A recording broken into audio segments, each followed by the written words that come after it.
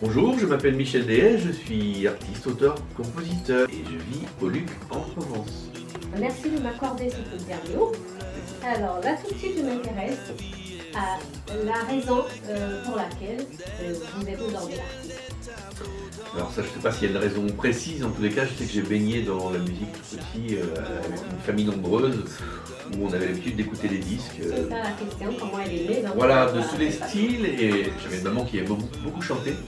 Enfin, papa aussi d'ailleurs, hein, qui lui chantait moins bien, mais on a été habitués à chanter, à écouter la chanson. L'ambiance à la maison, en famille et tout. Voilà, ce qui m'a très vite donné envie d'avoir l'instrument et de pratiquer la musique.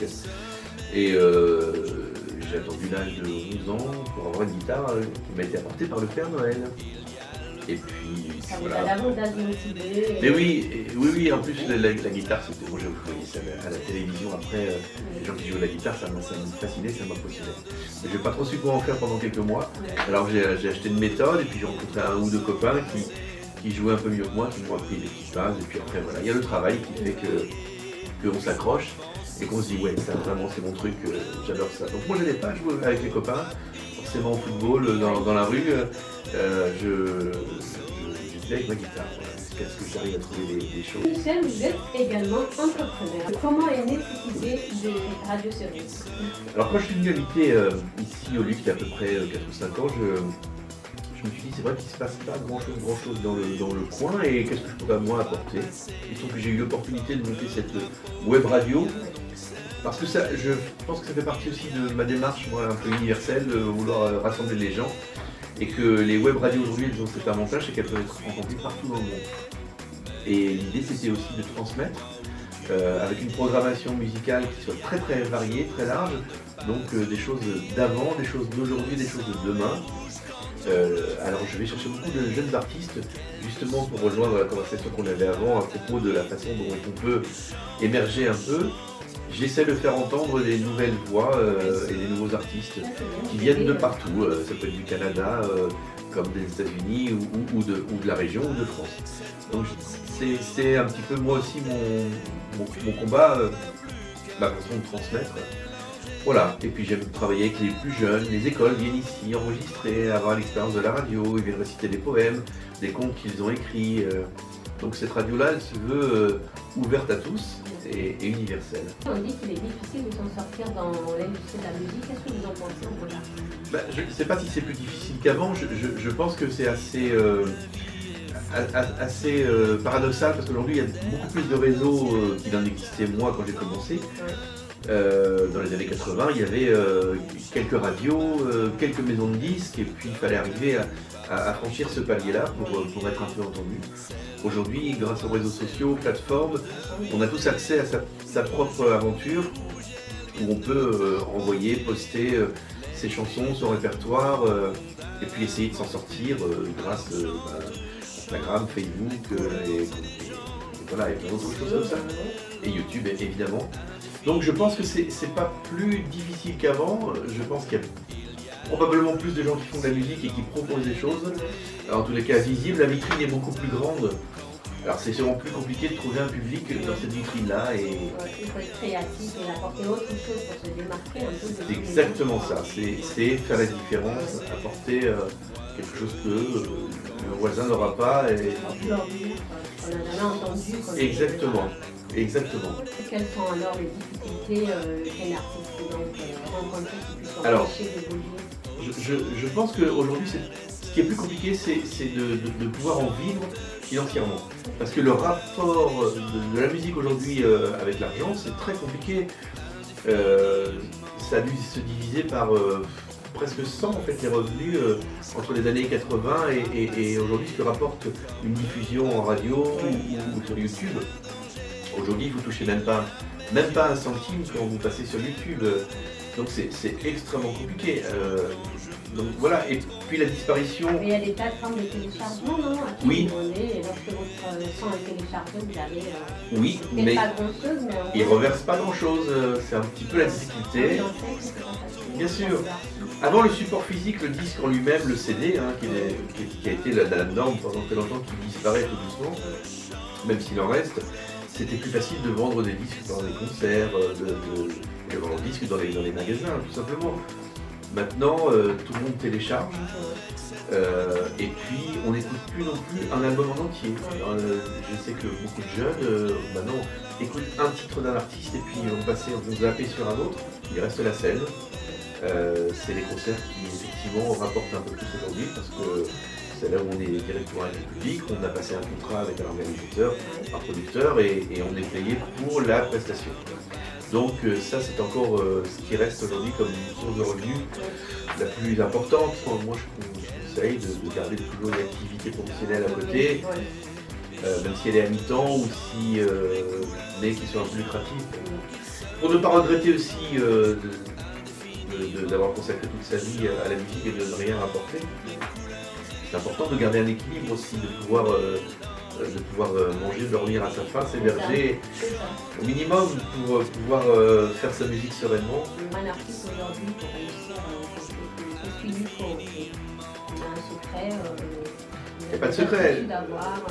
Je pense que l'aptitude, c'est d'abord d'écouter beaucoup ce qui se passe autour et d'essayer de trouver sa propre voix VOIE et voix VOIX, et de trouver son identité, et puis d'être soi-même surtout, et puis travailler, jusqu'à ce que, et faire beaucoup de rencontres qui vont vous apporter de toute façon quelque chose que vous n'avez pas, qui vont vous ouvrir sur d'autres univers, d'autres musiques et d'autres informations. Et les rencontres, c'est hyper important dans ce métier, c'est presque l'essentiel, en tous les cas c'est une composante essentielle. On ne peut pas imaginer réussir si on travaille tout seul chez soi, sans rencontrer les autres. C'est les collaborations qui font les réussites. Et puis être ouvert à toutes les musiques existantes. Vous disiez tantôt qu'il n'y a pas d'âge pour réussir sa carrière musicale. Non, il n'y a pas d'âge. Non, au contraire, je pense que la maturation, elle se fait avec les années, avec l'expérience. Alors tant mieux si on réussit à 20 ans, mais c'est pas l'essentiel. Il n'y a pas de limite d'âge, puisque c'est pas comme un sportif qui a un âge limite. Mais oui, parce que c'est le physique qui fait. Nous, on travaille plutôt avec les choses émotionnelles et intellectuelles, donc elles font que plus l'âge avance, généralement, plus on a de choses à dire, et plus on a de vécu à raconter, plus on a d'expérience, plus ça peut être intéressant aussi pour le reste du monde. Donc il n'y a pas d'âge. Oui, on connaît des artistes qui ont un âge un peu très avancé, mais qui continuent de nous faire danser. Ben voilà, exactement. Moi, je pense et quels sont les artistes qui vous ont inspiré jusque-là? Alors moi, j'ai toujours une grande passion pour les Beatles, qui ont été des références pour moi dans les années 60-70 et qui voilà, même s'il en reste beaucoup, il reste Paul McCartney qui continue à avoir une carrière à 80 ans, à continuer à écrire, chanter avec la même énergie. Et c'est ça qui donne envie de continuer, c'est de se dire oui, c'est possible de garder cet œil d'adolescent et cette énergie d'enfance qui fait qu'on continue à avoir envie, être émerveillé encore, être dans l'enthousiasme permanent. C'est ça le secret, c'est de garder l'enthousiasme, parce que si on ne l'a plus, si ça devient mécanique, il faut arrêter de faire autre chose. Les thématiques que vous abordez par exemple dans vos chansons, alors moi, j'ai envie de dire que toutes les chansons, elles parlent d'amour, de toute façon. Donc que ce soit l'amour avec une personne, avec un enfant, avec un animal, je ne sais quoi, ou l'amour universel. Donc généralement, moi, je m'attache beaucoup aux choses qui parlent de l'autre, de l'universel, de ce qui nous relie beaucoup plus de ce qui nous sépare. Moi, c'est un petit peu mon cheval de bataille, c'est de faire en sorte que l'humanité soit plus qu'une. J'ai toujours considéré moi que j'étais un citoyen du monde et pas un type qui vit ici. Mais d'où votre chanson qui parle du sang qui coule dans votre couleur. C'est ça, c'est une chanson qui parle des couleurs où à la fin je dis que le sang est rouge, quelle que soit la peau qui l'a abrité ou le corps qui l'a abrité. Ça veut dire qu'on soit en Afrique ou en Asie ou en Amérique, on est tous faits du même ADN, donc on est de la même espèce. J'ai toujours du mal à comprendre, naïvement probablement, pourtant je suis très jeune, je ne comprends pas comment on n'avance pas plus facilement sur ces questions-là de tolérance, d'universalité et d'humanisme.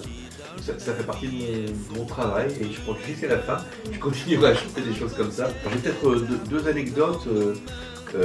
L'une d'elles, c'est avec quelqu'un qui s'appelle Francis Cabrel, où on a eu la chance de pouvoir chanter une fois ou deux ensemble. J'ai écrit une chanson sur laquelle il chante en duo, qui s'appelle On m'a dit, c'était dans les années 2000, où on trouvait à l'époque que j'avais un peu la même voix que lui, et il m'avait dit si un jour je suis malade, tu pourras venir me remplacer. Ça, c'est la première anecdote. Et puis la seconde, c'était la chance d'avoir fait mon premier album, je crois que c'était en 93-94, et d'avoir fait écouter à un certain Jean-Jacques Goldman, qui avait écouté avec intérêt. Et une des chansons, il m'a dit oh là là, celle-là, j'aurais bien aimé l'écrire. Voilà, donc ça reste une petite fierté que je partage là aujourd'hui, mais que je raconte jamais. En tous les cas, ça a été un encouragement à continuer à écrire. Okay. Est-ce que vous avez des projets ponctuels, Michel, ou pas? Alors, je pars dans quelques temps, là, très bientôt. Presque dès qu'on aura fini, je pars au Sénégal chanter avec plaisir pour 15 jours, voilà, faire quelques concerts là-bas. Et je serais ravi de rencontrer. Vous êtes plein de votre passion, franchement ça fait plaisir. Le Sénégal, la Michel qui arrive. Voilà, coucou le Sénégal, et la Casamance en particulier. Oui, c'est le plaisir d'aller découvrir d'autres cultures, d'autres personnes et ça se passe de partager. Quoi, en fait, alors là, en l'occurrence, c'est dans un club de vacances et qui se trouve à Cap Skirring, donc c'est sur la côte ouest, enfin c'est le côté atlantique, hein, au bord de l'eau, avec cette chance-là. Mais Michel, si vous avez un conseil à donner aux jeunes aujourd'hui de se lancer dans la musique, qu'est-ce que vous leur direz? Faites ce que vous avez envie, surtout n'écoutez pas ce que font les autres, enfin ou en tous les cas écoutez-les, mais pas pour faire la même chose. Écoutez-les pour vous en inspirer et en tirer le meilleur et essayez de trouver votre propre identité, votre propre écriture, trouver des sujets qui vous concernent, qui vous passionnent, et puis ne lâchez rien. Ne lâchez rien et essayez de trouver un public, allez chanter partout, dans le métro, dans la rue, dans les marchés, on l'a tous fait, ma génération. On trouvait toutes les opportunités bonnes pour aller chanter. Et il y en a. Et aujourd'hui, voilà, il y a aussi les radios qui se développent. On peut passer vos créations. Merci Michel pour cette interview. C'est très gentil. C'est un plaisir. Et on vous souhaite tout le succès du monde. Merci.